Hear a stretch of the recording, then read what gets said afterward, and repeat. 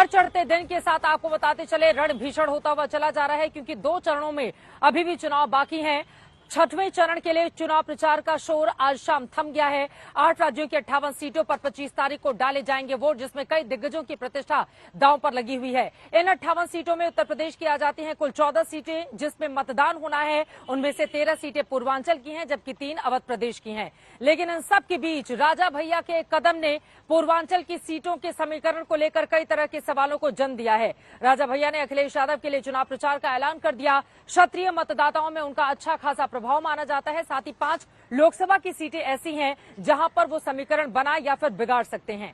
ऐसे में बड़ा सवाल यह है कि पूर्वांचल में होने जा रहे इस रण को भीषण बनाने के लिए राजा भैया ने ये जो चाल चली है, उसमें अखिलेश यादव को कितनी दिला पाएंगे वो कामयाबी, या फिर एक तरफ नरेंद्र मोदी और दूसरी तरफ योगी आदित्यनाथ का चेहरा बाजी मार ले जाएंगे। किस तरह से सत्ता का सियासी समीकरण अब बदल रहा है उत्तर प्रदेश में, पूर्वांचल की इन सीटों पर राजा भैया का क्या रहेगा खेल, समझते हैं इस रिपोर्ट में।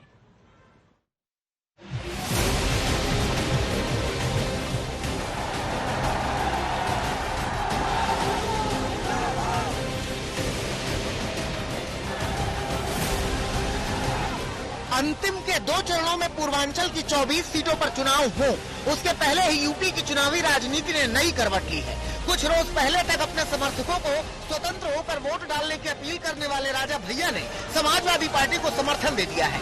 जनसत्ता दल लोकतांत्रिक के मिर्जापुर में जिला अध्यक्ष समाजवादी पार्टी दफ्तर पहुँचे और समर्थन का पत्र समाजवादी पार्टी को सौंपा। उनका आदेश हुआ कि आप वहाँ पहुँचिए और अपना समर्थन आप समाजवादी पार्टी को दीजिए। कब आदेश हुआ, कहाँ? आज हुआ। माना जा रहा है कि राजा भैया ने समाजवादी पार्टी को समर्थन इसलिए दिया क्योंकि उनके खिलाफ केंद्रीय मंत्री अनुप्रिया पटेल ने निजी टिप्पणी की थी। प्रतापगढ़ में प्रचार के दौरान अनुप्रिया पटेल ने कहा था कि लोकतंत्र में राजा रानी के पेट से नहीं, ईवीएम से पैदा होते हैं। भ्रम तोड़ दें कि कुंडा किसी की जागीर है। माना जा रहा है कि अनुप्रिया पटेल के इसी बयान ने क्षत्रिय वोटरों में नाराजगी भर दी है और इसीलिए राजा भैया समाजवादी पार्टी के साथ आ गए हैं। अब सवाल यह है कि राजा भैया के समाजवादी पार्टी के साथ आने से क्या बीजेपी को नुकसान होगा, तो इसे समझिए। 5 सीटों पर राजा भैया का सीधा प्रभाव है। ये 5 सीटें हैं प्रतापगढ़, मिर्जापुर, मछली शहर, जौनपुर और घोसी। प्रतापगढ़ में राजा भैया का क्षत्रियों के साथ कुर्मी और ब्राह्मण वोटर्स पर खासा प्रभाव है और प्रतापगढ़ में 8% क्षत्रिय, 12% कुर्मी और 16% ब्राह्मण है। इसके अलावा 14% मुस्लिम और 9% यादव है। समाजवादी पार्टी ने यहाँ से एसपी सिंह पटेल को मैदान में उतारा है, जो खुद कुर्मी है। यानी कह सकते हैं कि प्रतापगढ़ में राजा भैया बीजेपी के लिए मुश्किलें खड़ी कर सकते हैं। ये अलग बात है कि बीजेपी इसे स्वीकार नहीं कर रही है।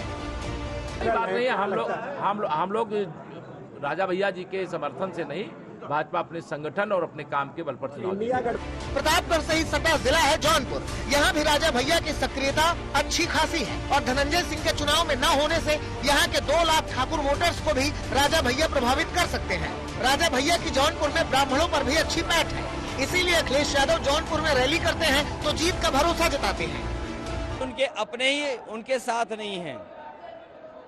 आपने यहाँ खेल नहीं देखा, यहाँ का खेल तो सबको समझ में आ रहा है ना कि आपके हाथ में कानून है, आपने जेल भेज दिया। आपके हाथ में ताकत है तो जेल से बाहर ले आए। आपके हाथ में ताकत है तो आपने टिकट कटवा दी। तो यहाँ का जौनपुर के खेल सब समझ रहे हैं। राजा भैया के दल ने समाजवादी पार्टी को मिर्जापुर से समर्थन पत्र दिया है। यानी पूरी गुंजाइश है कि अनुप्रिया पटेल के खिलाफ राजा भैया का दल प्रचार करेगा। मिर्जापुर में करीब 10% क्षत्रिय है, कुर्मी और यादव की आबादी करीब 19% है, ब्राह्मण 11% और मुस्लिम भी 10% है। अब देखना यह है कि एनडीए की उम्मीदवार अनुप्रिया पटेल के सामने समाजवादी पार्टी के रमेश बिंद को कितना फायदा होता है। इसी तरह घोसी सीट पर भी राजा भैया का खासा असर है। यहाँ के 1,80,000 मतदाताओं में उनकी पैठ है। इसके अलावा ब्राह्मण, कुर्मी और पासी वोटर्स को भी वो प्रभावित कर सकते हैं। बता दें कि पूर्वांचल की 24 सीटों पर 30 लाख से ज्यादा क्षत्रिय मतदाता हैं। 2014 और 2019 में क्षत्रिय वोटर्स बीजेपी के साथ था, मगर इस चुनाव में स्थितियां बदली हुई दिख रही हैं। पूर्वांचल की जंग धारदार है और आजमगढ़ की टक्कर भी जोरदार है। आज बीजेपी प्रत्याशी दिनेश लाल निरहुआ ने रोड शो किया। उनके साथ भोजपुरी अभिनेत्री अक्षरा सिंह और आम्रपाली दुबे भी थी। निरहुआ ने एक बार फिर जीत की हुंकार भरी। उनके पास जब वो हारने लगते हैं तो झूठ बोलने लगते हैं। कभी ईवीएम खराब हो जाता है, कभी उनके कार्यकर्ता खराब हमारे हो जाते हैं। मतलब ये लोग अपनी कभी हार मानेंगे ही नहीं। और यही वजह है कि ये पूरे देश से कांग्रेस और सपा खत्म हो जाएगी। अक्षरा सिंह ने भी माना कि अब की बार 400 पार। जय श्री राम। आज बहुत ही खूबसूरत तरीके से राममय हुआ है ये धरती आजमगढ़ का, और उम्मीद है अब की बार 400 पार, और मोदी जी के साथ साथ हमारे निरोवा जी डेफिनेटली आने वाले हैं। अब पूर्वांचल की जंग जबरदस्त है। छठे चरण में पूर्वांचल की 11 और अवध पट्टी की 3 सीटों पर रण है। देखना होगा कि इस रण में कौन बाजी मारेगा। आज तक ब्यूरो।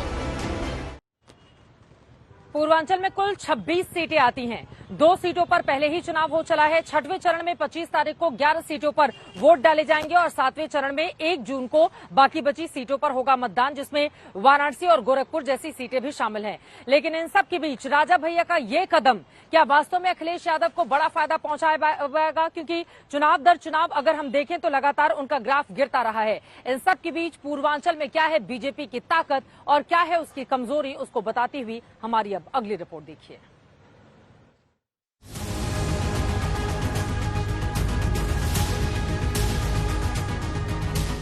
यूपी में आने वाले 2 चरणों में 27 सीटों पर चुनाव होने हैं। 27 में से 24 सीटें पूर्वांचल की हैं। अब समझना यह है कि इन सीटों पर एनडीए कमजोर क्यों है और एनडीए मजबूत कैसे है।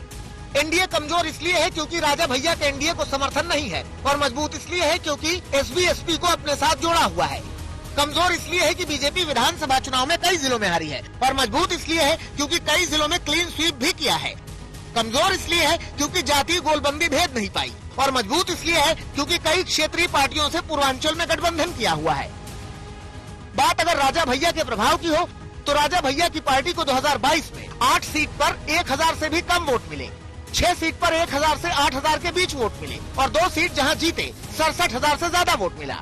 अब सवाल यह है कि क्या राजा भैया के एनडीए के साथ न आने से नुकसान होगा? तो बता दें कि राजा भैया की पार्टी जिन 2 सीटों पर चुनाव जीतती है, दोनों विधानसभा सीटें कौशाम्बी लोकसभा में आती हैं। वहां पर 5वें फेज में चुनाव हो चुका है। अगले 2 फेज की 27 सीटों में पिछली बार एनडीए 20 सीटों पर जीती थी, लेकिन 7 सीटें ऐसी थी जहां बीजेपी 50,000 से भी कम वोट से जीती थी। अगर इन सीटों पर राजा भैया का प्रभाव रहा तो बीजेपी के लिए मुश्किल होगी। आज तक ब्यूरो।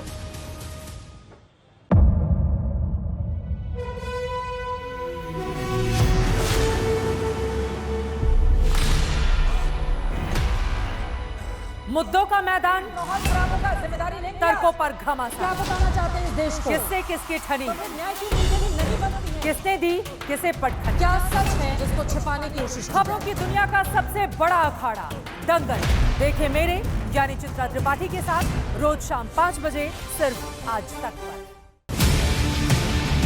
ना पक्ष ना विपक्ष,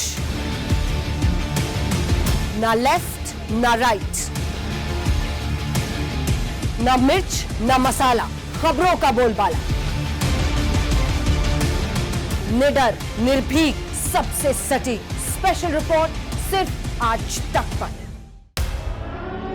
एयर रेड के ये सायरन समय समय पर आपको सुनाई देते। शौर्य की, भारत और चीन के बीच साहस की, सभी बाढ़ग्रस्त इलाकों का हवाई सर्वेक्षण किया है। सरोकार की, गाजीपुर में किसान से बातचीत करें। संघर्ष की, कश्मीर को आगे बढ़ना होगा। संयम की, भावनाएं भड़की या दंगे भड़काए गए। सवालों की, जनता के लिए, जनता के द्वारा, जनता की दस्तक। श्वेता सिंह के साथ सिर्फ आज तक पर।